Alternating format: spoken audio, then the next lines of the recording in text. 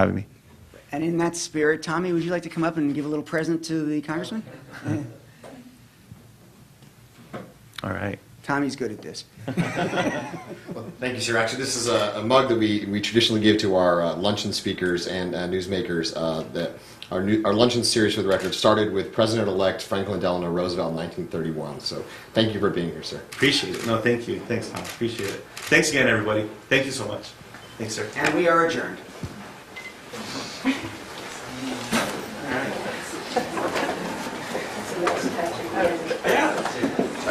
Thanks again, sir. Appreciate it. Yeah, I didn't expect that. Thanks for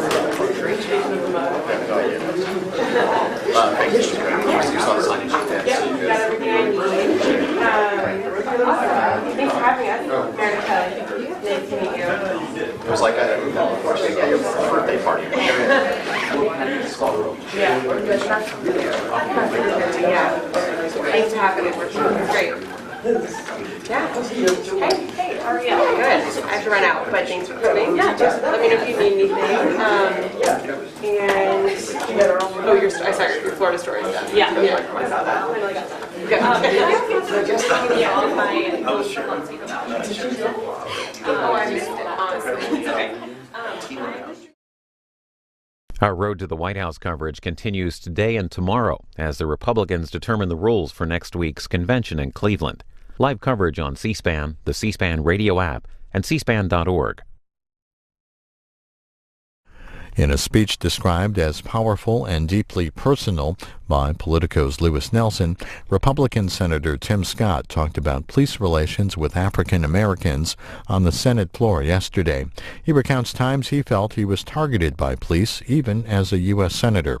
Senator Scott was followed by California Senator Barbara Boxer, who talked about diversity, segregation, police training, and the history of race relations in this country. This is about 40 minutes. Mr. President. The Senator from South Carolina. Mr. President, I rise today to give my second speech this week discussing the issues we are facing as a nation following last week's tragedies in Dallas, Minnesota, and Baton Rouge. This speech is perhaps the most difficult because it's the most personal. On Monday, I talked about how the vast majority of our law enforcement officers have only two things in mind: protect and serve. But as I noted then, we do have serious issues that must be resolved. In many cities and towns across the nation, there's a deep divide between the black community and law enforcement, a trust gap, a tension that has been growing for decades. And as a family, one American family, we cannot ignore these issues. Because while so many officers do good, and we should be thankful, as I said on Monday, we should be very thankful and supportive of all those officers that do good. Some simply do not. I've experienced it myself. And so today, I want to speak about some of those issues. Not with anger, though I have been angry. I tell my story not out of frustration, though at times I have been frustrated. I stand here before you today because I'm seeking for all of us, the entire American family, to work together so we all experience the lyrics of a song that we can hear but not see. Peace, love, and understanding. Because I shuddered when I heard Eric Garner say, "I can't breathe." I wept when I watched Walter Scott turn and run away and get shot and killed from the back. And I broke when I heard the 4-year-old daughter of Philandro Castile's girlfriend tell her mother, "It's okay. I'm right here with you." These are people lost forever. Fathers, brothers, sons. Some will say, maybe even scream, but they have criminal records. They were criminals. They spent time in jail. And while having a record should not sentence you to death, I say, okay then, I will share with you some of my own experiences or the experiences of good friends and other professionals. I can certainly remember the very first time that I was pulled over by a police officer as just a youngster. I was driving a car that had an improper headlight. It didn't work right. And the cop came up to my car, hand on his gun, and said, "Boy, don't you know your headlight's not working properly?" I felt embarrassed, ashamed, and scared. Very scared. But instead of sharing experience after experience, I want to go to a time in my life when I was an elected official and share just a couple of stories as an elected official. But please remember that in the course of 1 year, I've been stopped 7 times by law enforcement officers. Not 4, not 5, not 6, but 7 times in 1 year as an elected official. Was I speeding sometimes? Sure. But the vast majority of the time, I was pulled over for nothing more than driving a new car in the wrong neighborhood or some other reason just as trivial. One of the times, I remember I was leaving the mall. I took a left out of the mall, and as soon as I took a left, a police officer pulled in right behind me. So that was my first left. I got to another traffic light. I took another left into a neighborhood. Police followed behind me. I took a third left onto the street that at the time led to my apartment complex. And then finally, I took a fourth left coming into my apartment complex, and then the blue lights went on. The officer approached the car and said that I did not use my turn signal on the fourth turn. Keep in mind, as you might imagine, I was paying very close attention to the law enforcement officer who followed me on 4 turns. Do you really think that somehow I forgot to use my turn signal on that 4th turn? Well, according to him, I did. Another time, I was following a friend of mine. We had just left working out, and we were heading to Outback to grab a bite to eat about 4 o'clock in the afternoon. And he pulls out, I pull out right behind him. We're driving down the road, and the blue lights come on. Officer pulls me into the median, and he starts telling me that he thinks perhaps the car is stolen. Well, I started asking myself, because I was smart enough not to ask him, asking myself, is the license plate coming in as stolen? Does the license plate match the car? I was looking for some rational reason that may have prompted him to stopping me on the side of the road. I also think about the experiences of my brother, who became a command sergeant major in the United States Army, the highest rank for an enlisted soldier. He was driving from Texas to Charleston, pulled over by a law enforcement officer who wanted to know if he had stolen the car he was driving because it was a Volvo. I do not know many African American men who do not have a very similar story to tell, no matter their profession, no matter their income, no matter their disposition in life. I also recall the story of one of my former staffers, great guy, about 30 years old, who drove a Chrysler 300, a nice car, without any question, but not a Ferrari, not a super nice car. He was pulled over so many times here in D.C. for absolutely no reason other than for driving a nice car. He sold that car and bought a more obscure form of transportation. He was tired of being targeted. Imagine the frustration, the irritation, the sense of a loss of dignity that accompanies each of those stops. Even here on Capitol Hill, where I've had the great privilege of serving the great people of South Carolina as a United States Congressmember and as a United States Senator for the last 6 years. For those who don't know, there are a few ways to identify a member of Congress or Senate. Well, typically when you've been here for a couple of years, the law enforcement officers get to know your face and they just identify you by face. But if that doesn't happen and you have a badge, a license that you can show them, shows that you're a senator, or this really cool pen. I oftentimes say that the House pen is larger because our egos are bigger, so we need a smaller pen. So it's easy to identify a U.S. Senator by our pen.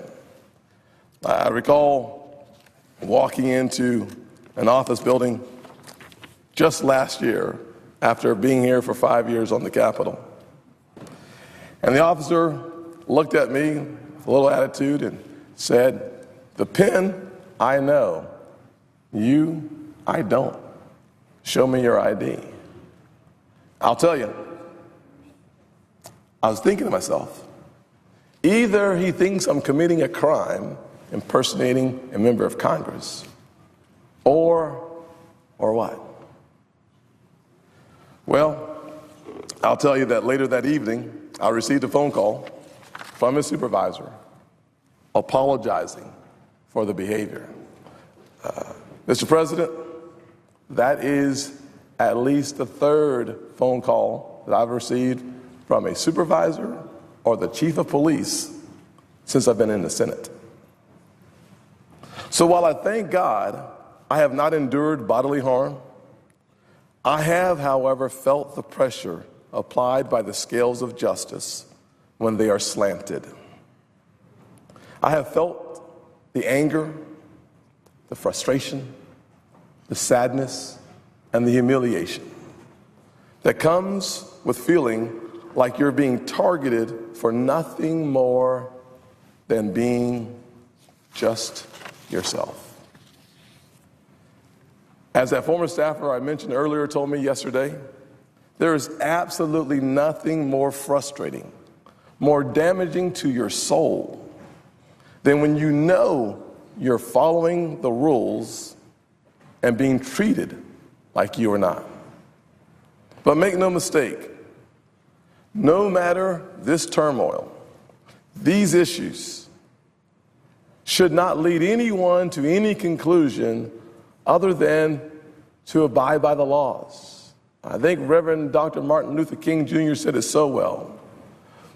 Returning violence with violence only leads to more violence and to even darker nights, nights, to paraphrase, without stars. There is never, ever an acceptable reason to harm a member of our law enforcement community, ever.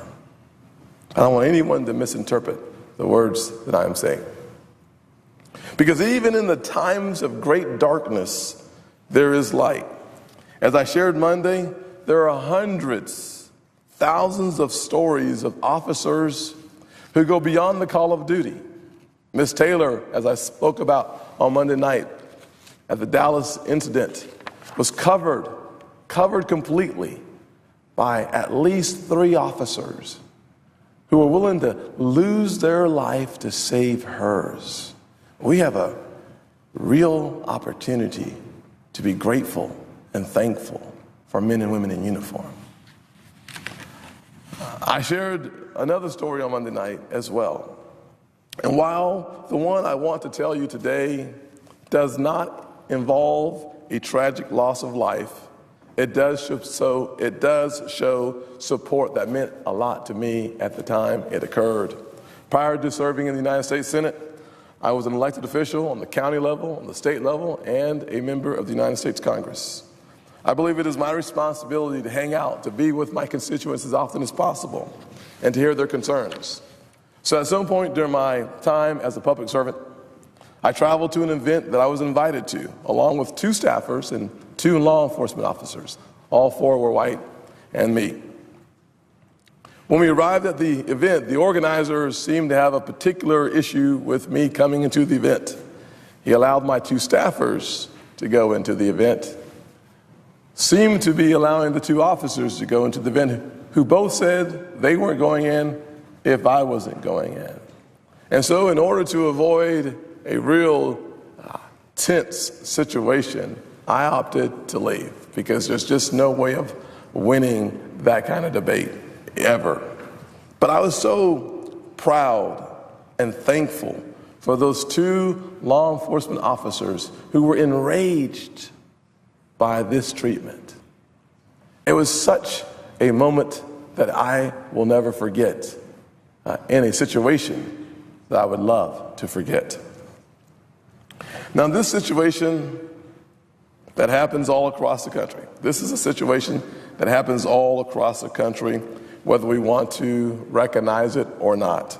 It may not happen 1,000 times a day, but it happens too many times a day. And to see it as I have had the chance to see it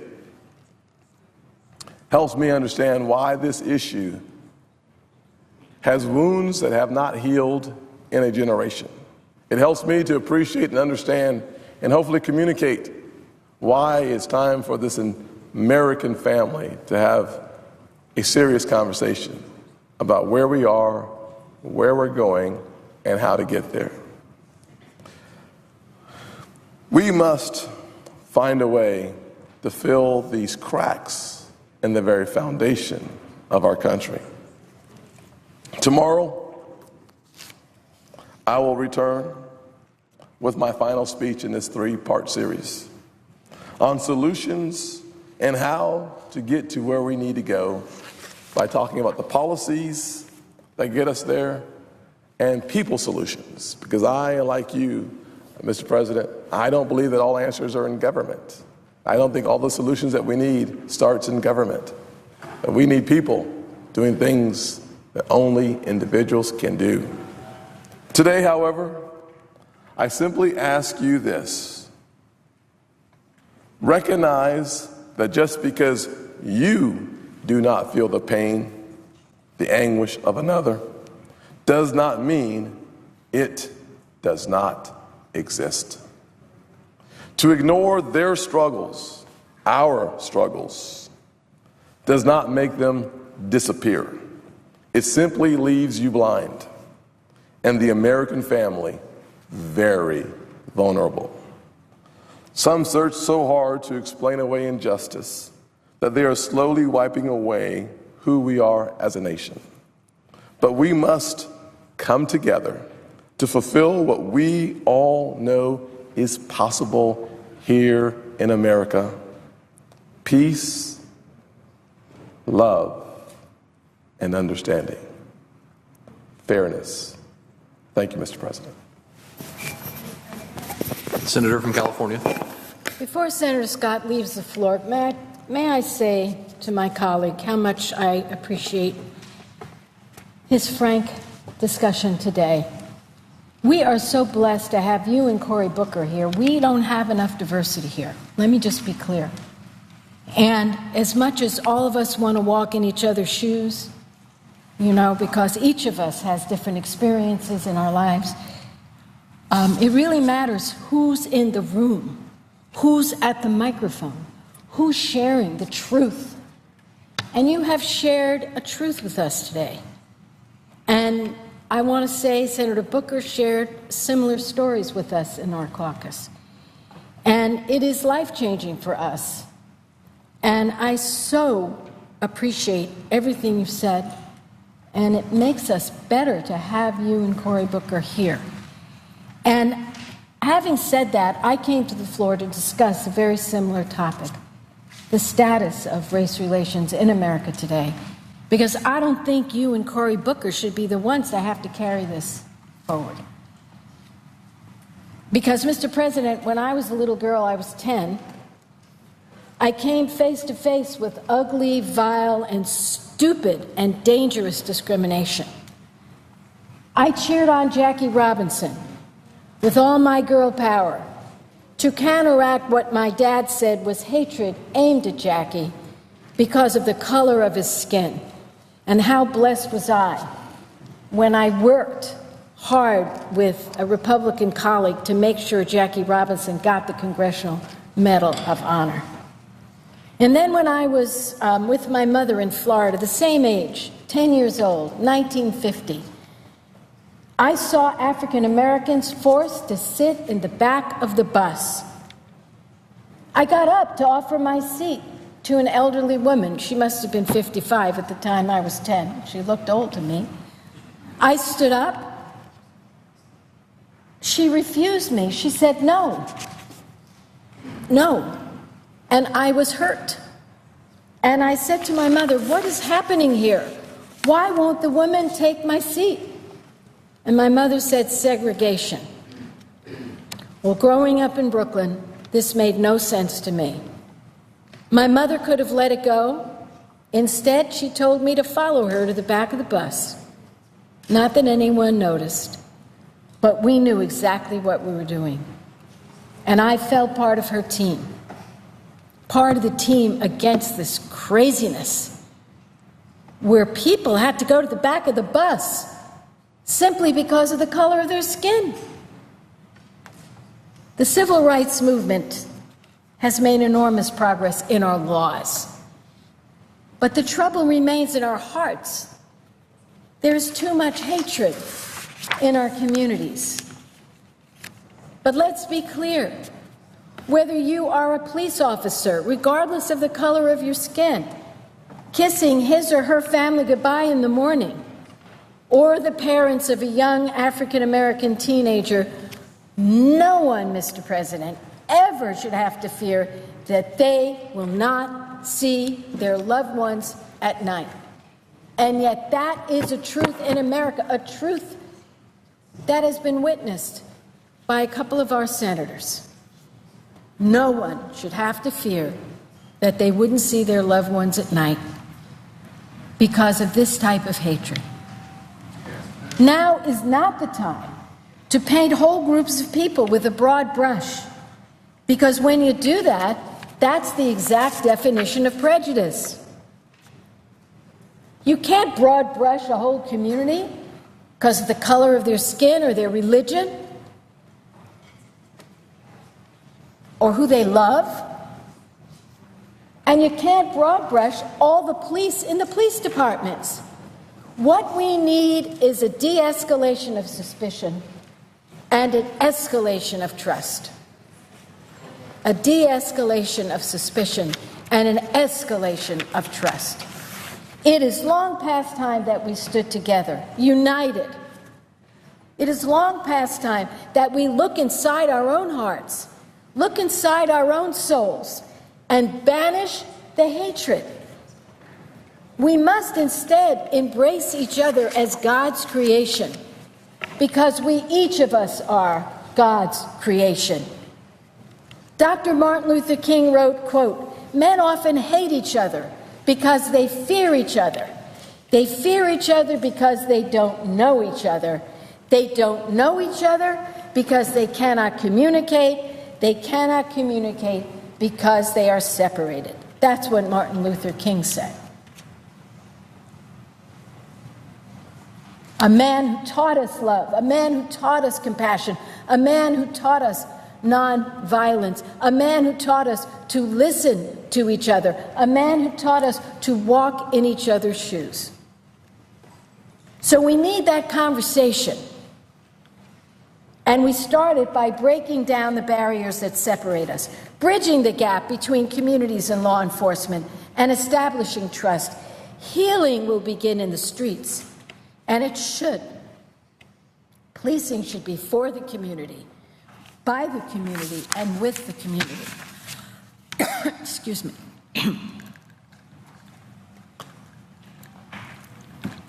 When I was a county supervisor in the 1970s, there were police versus community issues. So I recommended, and my colleagues concurred, in a new system of community policing. What does it mean? It means you get the police out of a central precinct and you move them into the community.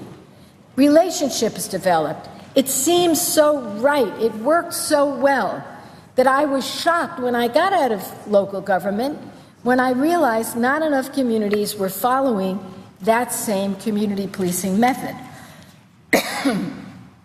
Where it exists, there's cooperation and true protection of the community.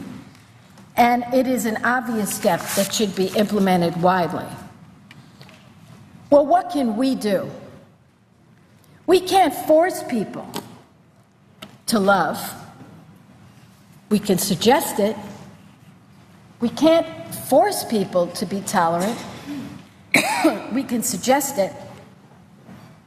But I think there's certain things we can do. I've introduced legislation with Senator Cory Booker. It's called the Pride Act, and it would start us off by getting statistics that we need. How many shootings are there in our communities by the police to the community? How many shootings by the community toward the police are there? Believe it or not, we don't really collect those numbers. We would provide funding to states for the use of force training for law enforcement agencies and personnel, including de-escalation and bias training, and funding for tip lines and hotlines and public awareness announcements to gain information regarding use of force against the police. So it is a very balanced piece of legislation that looks at the problems on both sides. Secondly, we need to better support law enforcement agencies who work to advance the practice of community policing. Now, we can do that by increasing funding federally for the Justice Department Community Policing Development Program. That provides law enforcement agencies with funding to implement innovative community policing practices. But guess what, Mr. President? The funding for this critical program, which may well be one of our most important priorities, is $8 million a year. That's it. For the whole country, it's not enough. We need to do better. Third, we should provide dedicated funding for Justice Department programs to initiate formal gatherings or summits to bring community members and police into one conversation. Anyone who looked at Dallas understands how hard they are trying, how much they have done. And when I saw President Obama with Mrs. Obama and President George W. Bush with Laura Bush, I was so happy. They are starting that conversation, the building of that trust, the tearing down of that suspicion. One of the founders of Black Lives Matter, Alicia Garza, said, quote, "We have so many different experiences that are rich and complex. We need to bring all these experiences to the table in order to achieve the solutions we desire." And anyone listening to Senator Scott, or anyone has heard the stories or read some of the words of Senator Booker, we have a lot to learn. A United States senator being stopped, he said, 7 times. This is what I heard Senator Scott say, in 1 year, because of the color of his skin. What? It's just too much for these people to bear. And we need to help them change policies that lead to this suspicion. Yes, we have so many different experiences that are rich and complex. And we need to bring those experiences to the table. My friend, the senator from Alaska, is here. She and I are, we're only 20 women out of 100. And I think that our colleagues understand we have brought something to the body. We have brought our experiences to the body. And it transcends partisanship. When we are in the room, it's a little bit of a different conversation, because not that we're any better, but we have had different experiences. And when our African American colleagues tell us, look at our lives, look at what we have been through. We have the same job as you. Why are we pulled over 7 times in a year?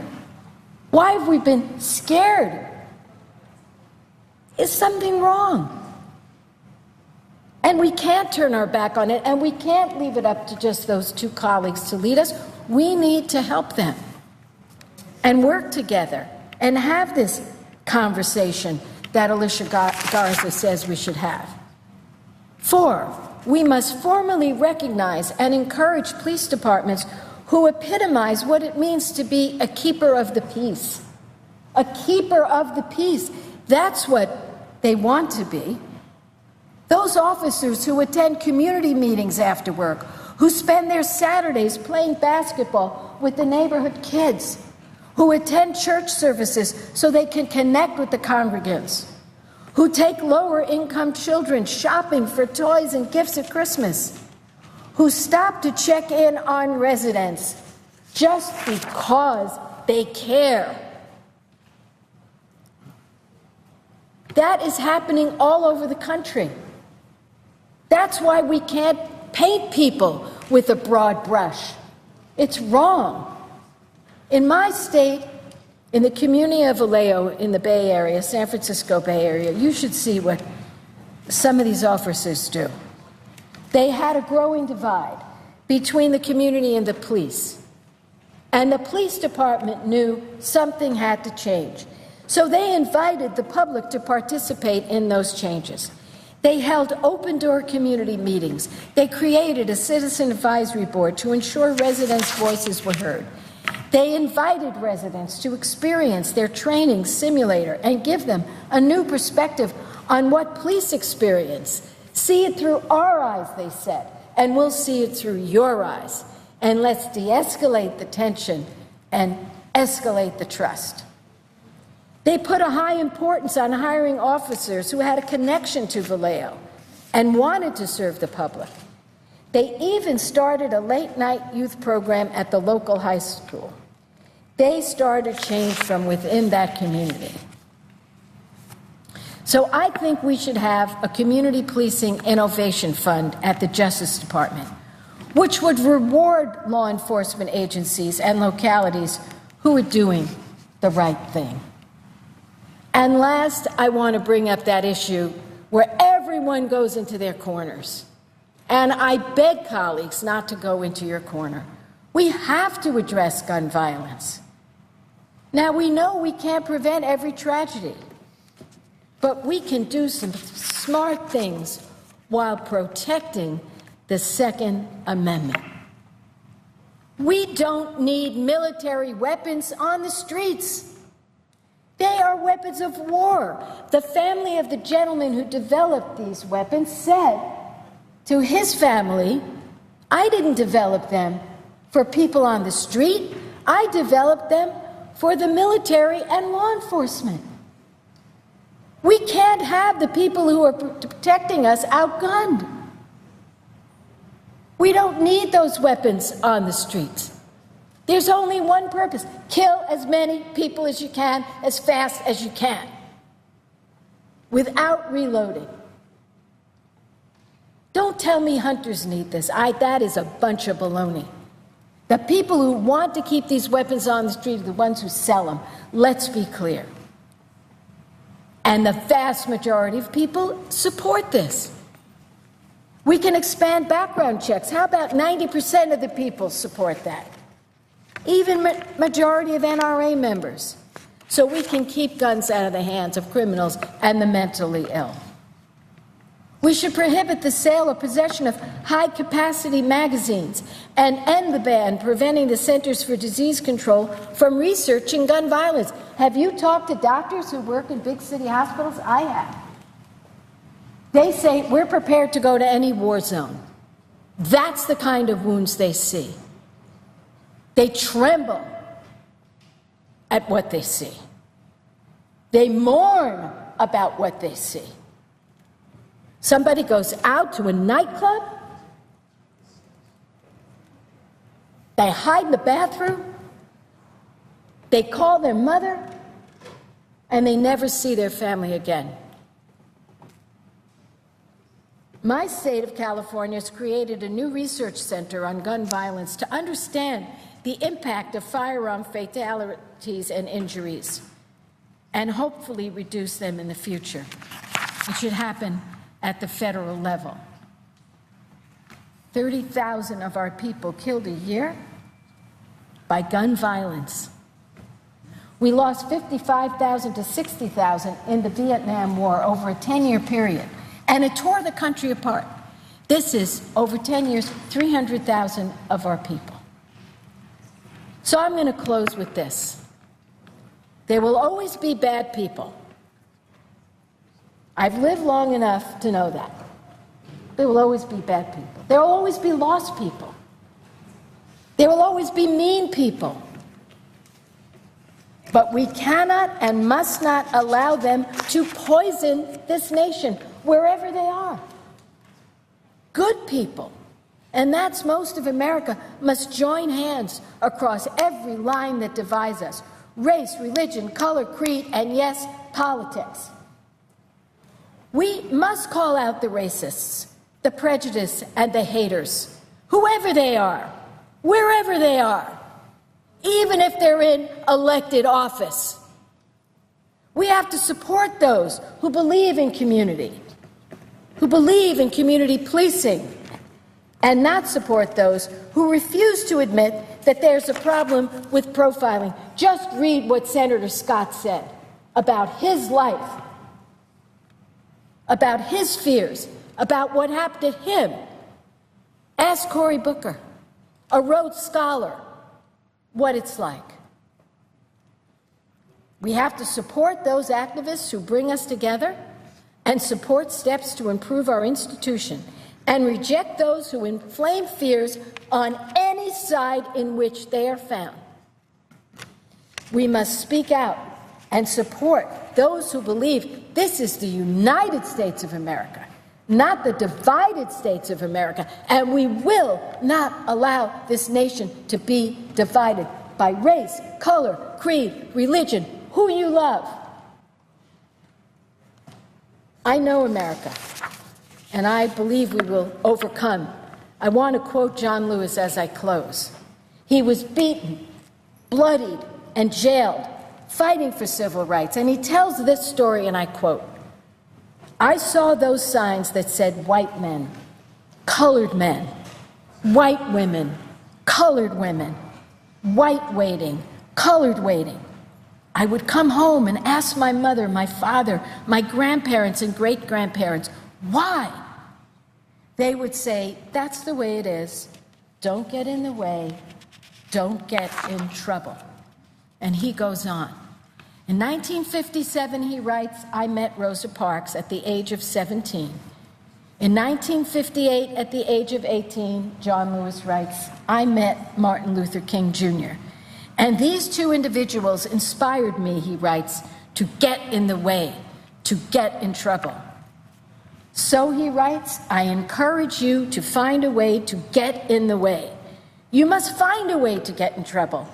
Good trouble. Necessary trouble." That's John Lewis. We are blessed to have this hero, John Lewis, among us in the Congress. We must listen to him because he's right. It is our job to get in the way of prejudice and hate. We may do it each in his or her own way. My way may not be your way, but our way is to fight against prejudice and hate wherever we see it. Our job is to move forward with respect and understanding, with tolerance and love. Our founders knew we were not a perfect union.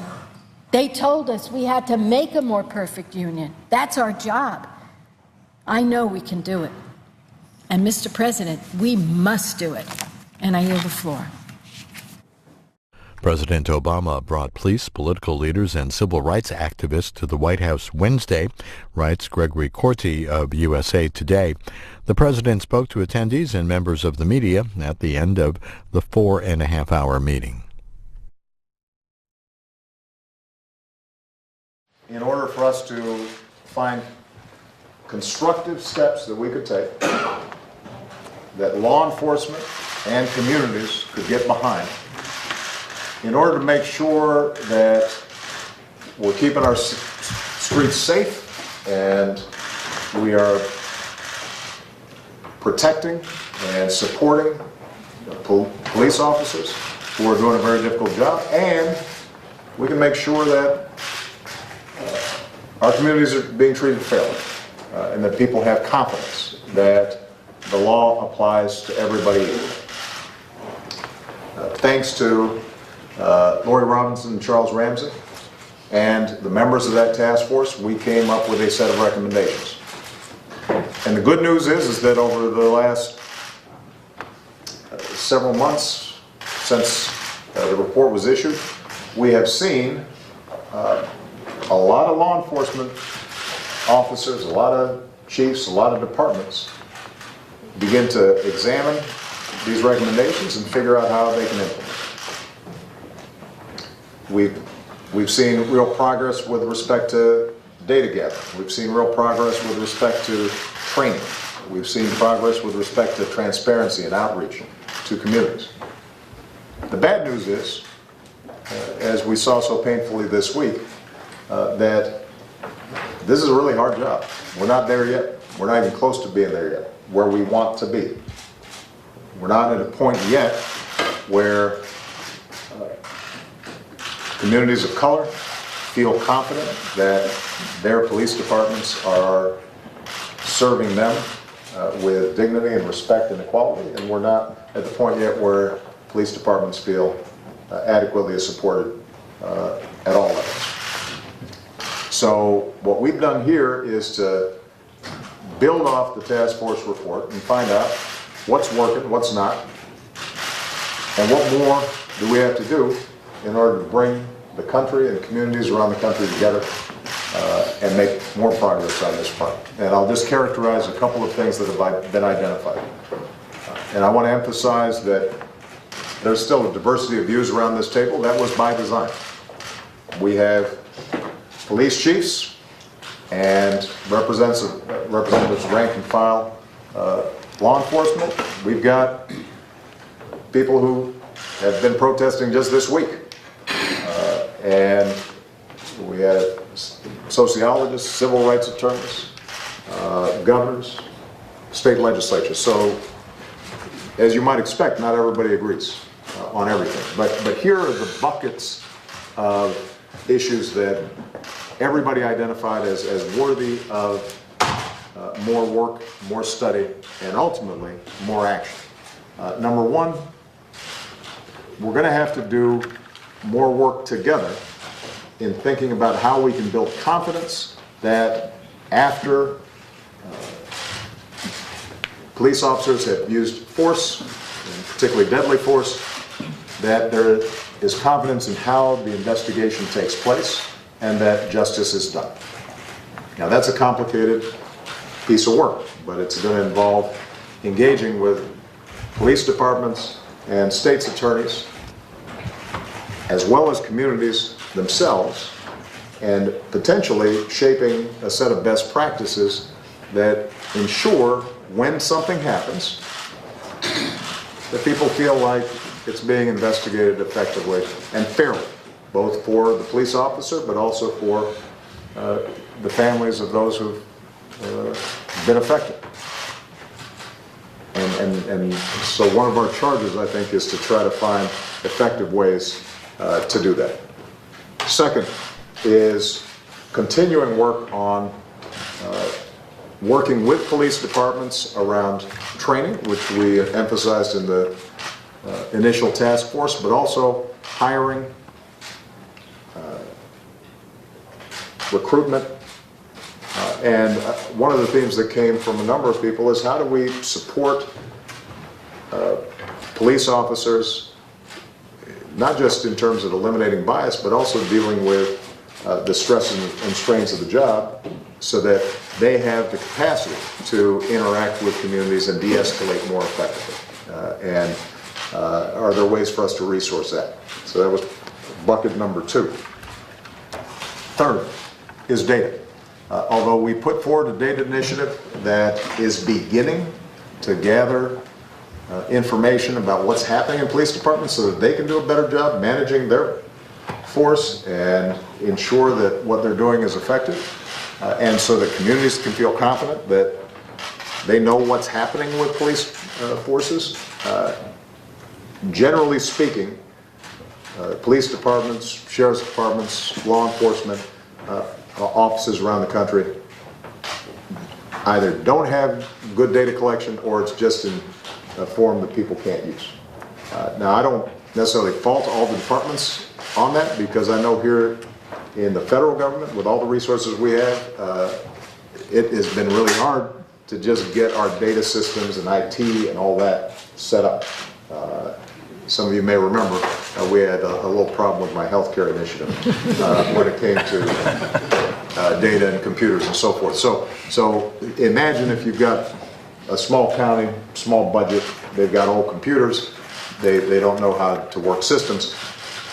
But this is an area where we think we can actually make real progress, is to help departments all across the country to put their data in a way that they can use, but also creates greater systems of accountability. And so we understand what happens. And one of the encouraging things for me is that this is an area, when I was a state legislature, I was able to work with the Fraternal Order Police and the state police organizations, as well as activists, to create a racial profiling bill that gathered data and allowed law enforcement to identify where do they think there's a problem. And because of that cooperation, we've seen improvement in Illinois around these areas. And that's something that I think we all have to spend some time talking about. Next, we're going to continue to examine how we as a federal government can work effectively with local communities, because we've got 18,000 different law enforcement entities. And we're not going to be able to do for a sheriff's department or a police department what it needs to be doing. What are the best ways for us to help them do the right thing when they want to do the right thing? And are there ways in which we can support communities to lift up problems when departments are unwilling to adopt some of the best practices that are out there? So we're going to spend some time looking on that. And finally, there was broad agreement that this needs to be sustained. I didn't hear anybody around this table suggest that this problem is going to be solved overnight, because the roots of the problems we saw this week date back not just decades, date back centuries. There are cultural issues, and there are issues of race in this country, and poverty, and a whole range of problems that will not be solved overnight. But what we can do is to set up the kinds of respectful conversations that we've had here, not just in Washington, but around the country, so that we institutionalize a process of continually getting better and holding ourselves accountable and holding ourselves responsible for getting better. And I think we've done that with the task force, but what's been apparent is that it's not enough just for us to have a task force or report and then follow up through our departments. We have to push this out into communities so that they feel ownership for some of the good ideas that have been floated around this table. So I just want to say how encouraged I am by the conversation. To the American people, I want you to know that this is a pretty representative group of the folks who've been involved in the debate in this issue and have practical knowledge and are thinking each and every day about how we can prevent the tragedies we saw in Baton Rouge and in Minnesota and in Dallas. And the conversation that took place around this table is very different than the one that you see on a day-to-day or hourly basis in the media. And one of the things that I encouraged everybody here to do was to try to be as thoughtful and respectful outside of this room as folks were to each other during the course of this conversation. Because I think the American people would feel more encouraged. Now, as I said yesterday, I do not want to gloss over the fact that not only are there very real problems, but there are still deep divisions about how to solve these problems. There's no doubt that police departments still feel embattled and unjustly accused, and there is no doubt that minority communities, communities of color, still feel like it just takes too long to do what's right. And the pace of change is going to feel too fast for some and too slow for others. And sadly, because this is a huge country that is very diverse, and we have a lot of police departments,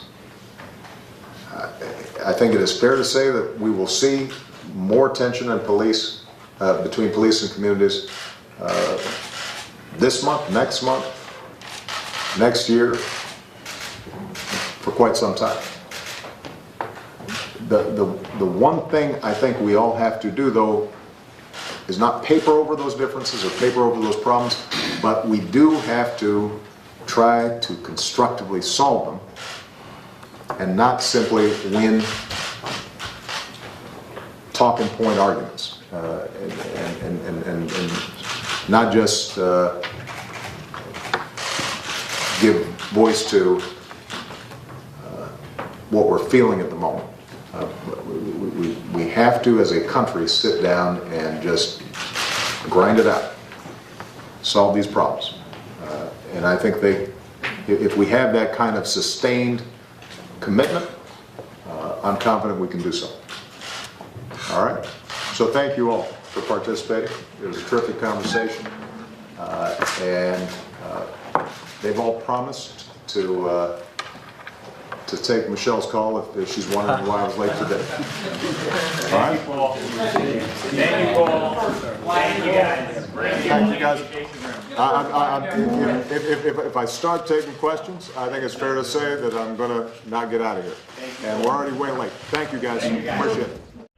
After the meeting, public officials and civil rights leaders spoke to reporters. This is just over 30 minutes. All right. I am Mayor Eric Garcetti of the City of Los Angeles, and joined here with fellow elected officials, with police officials, union officials, community activists, academics, and others that joined the conversation with the President today. I think this was an extremely urgent and important conversation today, and a space that was badly needed.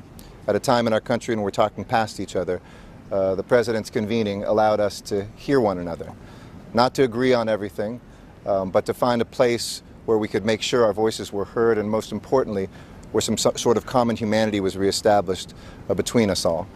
The President spoke about the work that remains, of how we sustain this long beyond a conversation today, and the work that's preceded what has happened here today as well. And how we can institutionalize that not just at the national level, but in local communities where these incidents happen. Where officers who are grieving from the tragedy of Dallas and their families feel pain, and where families who have lost their young ones at the hands of police officers feel that same pain. And I think it was important for us to look at the structural ways that we can move forward, not just to feel one another's feelings, a space that's important for healing, but also to take those feelings forward, to make sure that we have police officers who feel safe and secure in communities, but at the same time the people in those communities feel close to those officers.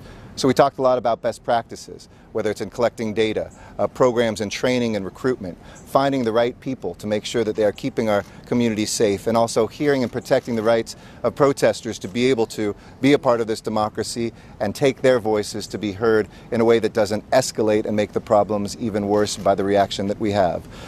So I won't speak for everybody here. I just want to say from my perspective coming from Los Angeles and as a big city mayor, this work is as urgent as we have.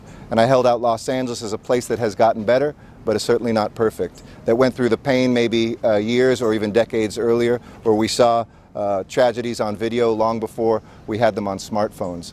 But we've learned from those, we've moved forward with them to make sure that there's an agenda for justice, of the economic justice, together with better policing and more accountability in terms of us finding common ground. And I want to thank the President for establishing that. It's part of his legacy that he continues to bring us together in these painful moments. We're not judged in the easy moments, we're judged at these moments when it is very difficult. So with that, I don't know, I was asked to start things, but Reverend Sharpton, do you want to say something next? Well, let me just say that it was a very, to me, very interesting meeting, that many of us don't agree on many things, but agreed that it was important that we have this dialogue. Tomorrow will be the funeral services in Minnesota of one of the victims of the week. On Friday will be the funeral in Baton Rouge. I will be speaking there, and others of us will be joining in mourning with that family. Saturday, there'll be a march commemorating the 2nd anniversary of Eric Garner in Staten Island. And in the fact the President spoke yesterday in Dallas for a memorial of 5 policemen, and now we're going to 2 victims of police killings and commemorating the first of these last 2 years, shows us the reason why law enforcement, elected officials, civil rights leaders, protesters, all of us needed to be in a room and talk bluntly to each other, because this nation is at a very serious point. And this is not a time to have an amen choir in rehearsal. This is a time we need to talk frankly to each other, convened by the President of the United States. That's what happened. And I think that we were able to say to law enforcement what we felt, they said what they felt, protesters what they felt, those of us that have been through this before, those that have never been through it, and the President giving some leadership and guidance. And I think we learned a lot about each other's real feeling. I think we learned a lot about the shocking emotions that police have going to work every day, and they felt our pain of having to tell our children, be careful of policemen, and the pain of Cornell Brooks and I having to constantly be called by families that my son was killed. We were called into Baton Rouge, called into these places as we were Staten Island and Ferguson. That kind of dialogue not being rushed. We went over 3.5 hours with the President of the United States. So we leave here not in agreement on every issue, but agreeing that the dialogue is important. But it must lead to change. We cannot keep having these things where we feel that some will face the letter of the law and others will not. And we wanted to say that to policemen. With all of these cases, they can't be right every time. And with all of these situations, we can't see people just walk away unaccounted for. And they're saying we can't have a situation where police feel they're hated by the community. Community is not anti-police. They're anti-police misconduct. And we need that dialogue. I think Cornell Brooks. Sure. So my name is Cornell William Brooks. I'm the president and CEO of the NAACP. What strikes me about this meeting is that while it occurred at the White House, it occurs between tragedy and grief. We as a nation grieved over the loss of 5 police officers in Dallas. We also grieve over the loss of 500 people at the hands of the police thus far this year. we as a country are reeling between those emotions. And the fact that at this precise moment, the president convened this conversation, young activists, older activists, legacy organizations, millennial organizations, police officers, police management, mayors, people from diverse walks of life coming around a table of our common humanity, a conference table to talk about solutions, to talk about what we can do in real time with a real sense of urgency, mindful of the fact that there will be more protests.